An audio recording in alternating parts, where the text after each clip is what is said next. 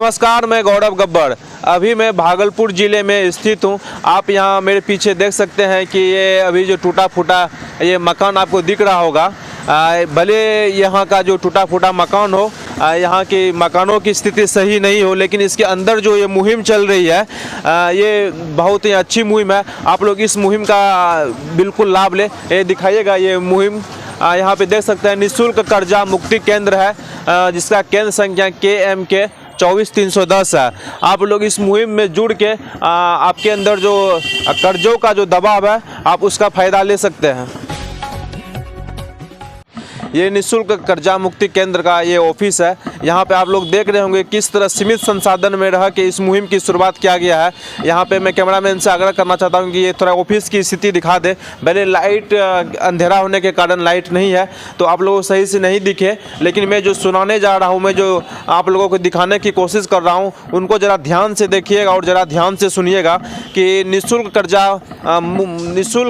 कर्जा मुक्ति केंद्र जो अभी भागलपुर में चल रहा है, तो मैं सर किनके माध्यम से ये निःशुल्क कर्जा मुक्ति केंद्र चल रहा है? पहले तो आप लोग को धन्यवाद जो आप लोग आए और बहुत दूर से चल के आए हैं आप लोग। और इसके ये कर्ज मुक्त भारत अभियान के बारे में मैं थोड़ा बता देता हूँ आप लोगों को। मेरा नाम जगदीश प्रसाद राय भारतीय है और पूरे देश में हम लोग कर्ज मुक्त भारत अभियान चला रहे हैं। और इसका चलाने का मेन उद्देश्य यही था, कर्जे से लोग परेशान होकर के आत्महत्या जैसे गंभीर कदम उठा रहे थे, और इसको संज्ञान में लेते हुए हमारे जो देश के पहले पॉलिटिकल ट्रेनर हैं श्री शाहनवाज चौधरी भारतीय जी ने, उनके लीड में, उनके ही मतलब के नेतृत्व में ये चल रहा है। उन्होंने ये खुद से अभियान चला करके और एक संस्था के तहत हर एक जगह पर अभी तक कम से कम 6000 निःशुल्क कर्जा मुक्ति केंद्र खुल चुका है।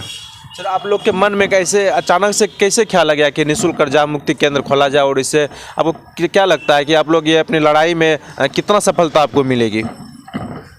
कर्ज मुक्त भारत अभियान में जब ये शुरू किया गया था तो हमने जैसा बताया कि आत्महत्या जैसे लोग कदम उठा रहे थे, और अक्सर अखबारों में सुर्खियाँ बनती है, लोग पढ़ करके सिर्फ अफसोस जाहिर कर लेते हैं। लेकिन असली बात जब पहले होता क्या था कि लोग कह नहीं पाते थे कि मेरे ऊपर कर्ज है। लोग संकोच करते थे, शर्माते थे, खुल करके लोग अपने परिवार तक में नहीं बोल पाते थे। पति पत्नी तक को जानकारी नहीं था कि मेरे हस्बैंड पर मेरी पत्नी ने कितना कर्ज ले रखा है। लेकिन इस अभियान के चलते लोग खुल करके सामने आए, लोग बातें करने लगे और अपनी दुखों को लोग व्यक्त करने लगे। हम लोगों के पास में पूरे देश भर से कॉल्स आ रहे हैं, जिसमें कि मैक्सिमम जो है किसान टाइप के लोग ज़्यादा फंसे हुए हैं इसमें, इस दलदल में। और जो मीडियम वर्ग है वो कुछ ज़्यादा ही परेशान है, खास करके सरकार की गलत नीतियों के चलते। जो सरकार ने गलत तरीके से लॉकडाउन लगाया और ये GST नोटबंदी, जिसका कि परिणाम स्वरूप अभी देखने को मिल रहा है कि लोग कर्ज के दलदल में बुरी तरीके से उनके व्यापार धंधे रोजी रोजगार सब चौपट हो गए हैं, लोगों की नौकरी जा चुकी है।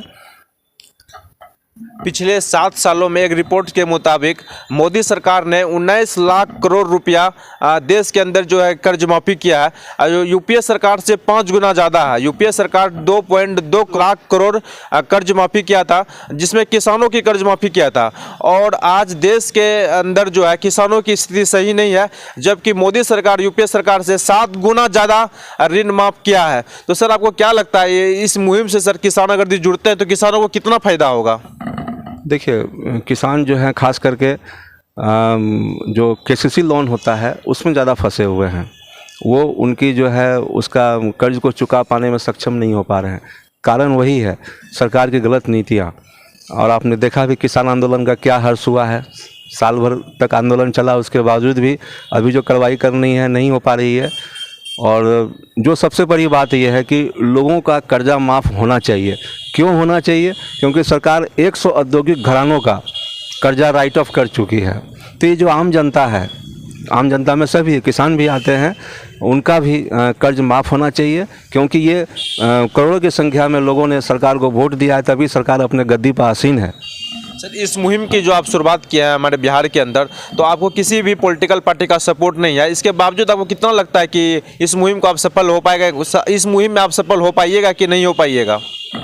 देखिए, ये मुहिम जो शुरू की गई थी, इसमें पॉलिटिकल पार्टी जितनी भी हैं सबको जो हमारे गुरु हैं उन्होंने बजाबते लेटर लिख करके सबको दिया है कि आप इस मुहिम का समर्थन करें और जो खास करके जो देश की जनता है इस कर्ज के दलदल में जो फंसी हुई है उसको आप बाहर निकालने के लिए, ऐसा नहीं लोग कर्ज चुकाना नहीं चाहते हैं, बिल्कुल चाहते हैं, लेकिन उनको टॉर्चर किया जाता है। जो खास करके प्राइवेट बैंकर्स हैं, सरकारी बैंकर्स हैं, वो गुर्गे पाल रखे हैं रिकवरी एजेंट के रूप में, और वो जा करके उनको टॉर्चर करते हैं, गाली गलौज, मारपीट, बेइज्जती करने वाली जो बात है।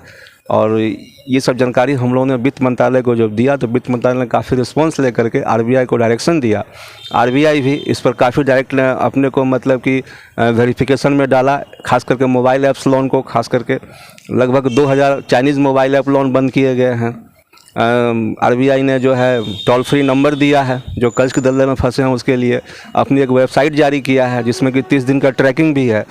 तो ये सरकार रिस्पांस ले रही है और आरबीआई ने गाइडलाइंस भी देते रहती है समय समय पर कि सुबह 7 बजे के पहले शाम को 7 बजे के बाद मोबाइल नंबर बदल करके आप किसी को फ़ोन कॉल्स नहीं कर सकते हैं। आज हमारे देश के अंदर किसान और छोटे व्यवसायी लोगों के परिवार जो है किसानों के ऋण के दबाव में आत्महत्या भी कर रहे हैं। इसके बावजूद यहाँ की जो बिहार की जो सरकार है ऋण माफ़ी, किसानों के अंदर जो ऋण माफ़ी है वो नहीं कर पा रहे हैं।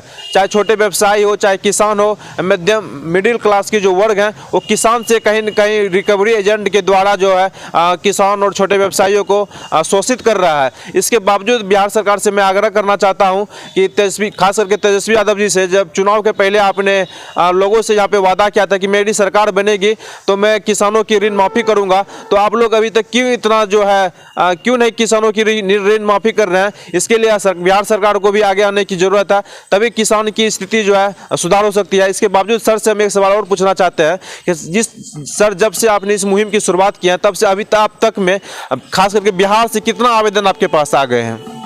देखिए, ये कर्ज मुक्ति अभियान जो है पूरे देश में चलाई जा रही है और एक राष्ट्रीय मुद्दा है। ये अभी तक किसी भी राजनीतिक दल ने और किसी भी सरकार ने इसको एक बृहद पैमाने पर कभी देखा ही नहीं, और न कभी इस मुद्दे को वो जानना चाहें।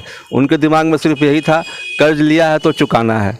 लेकिन जो उसका दुष्परिणाम निकल रहा है, खास करके साहूकार लोग जो हैं गांव में, जो हाथ पैसा टाइप का किसी से लिया हुआ पैसा लेते हैं, उनका रेट ऑफ इंटरेस्ट बहुत हाई रहता है, 24% तक हाई रहता है उनका, जबकि ऐसा नियम नहीं है। वो मतलब कि ऐसे ऐसे ब्याज उनको देने पड़ रहे हैं जो कि कभी मूल धन तो कभी वापस कर ही नहीं सकते हैं। तो गाँव के लोग खास करके साहूकारों के मतलब चुंगल में फंसे हुए हैं।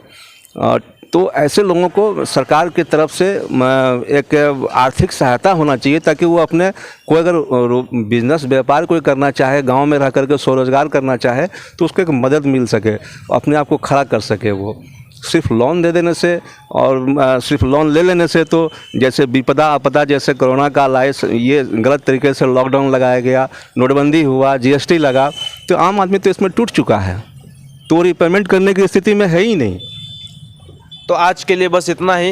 लास्ट में जाते जाते मैं पुनः बिहार सरकार के कृषि मंत्री और खास करके बिहार के उप मुख्यमंत्री श्री तेजस्वी यादव जी से नर्म निवेदन करना चाहता हूं कि आपने जो बिहार के अंदर जो किसानों से जो वादा किए थे, आप आखिर किस कारणों से किसानों के वादा को आप नहीं निभा पा रहे हैं? किसानों की स्थिति बिहार में सही नहीं है, किसान ऋण के दबाव में आत्महत्या करने के लिए मजबूर हो रहे हैं। इसलिए जितना जल्द से जल्द हो किसानों की ऋण माफ़ करें। तब तक के लिए जय हिंद, जय स्वराज।